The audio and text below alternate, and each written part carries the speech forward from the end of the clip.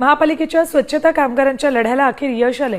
पालिकेतील 8,000 कंत्राटी कामगार कायम होणार आहेत। नवीन शासन नियमाप्रमाणे लाडपागी समितीच्या शिफारशी तंतोतंत लागू करण्यात येतील। पालिका कामगार संघटना संघर्ष समिती आणि महापालिका यांच्यात सोमवारी याबाबत करार केलाय। या निमित्तानं 1 ऑगस्ट रोजी स्वच्छता कामगारांचा विजयी मेळावा घेतला जाईल।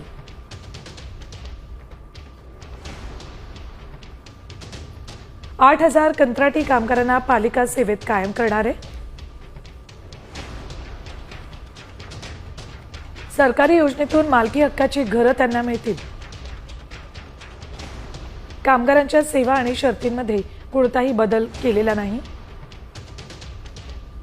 परिवहन खात्याचे कोणतेही यानगृह बंद केले जाणार नाही। मंजूर पदाची संख्या कमी केली जाणार नाही।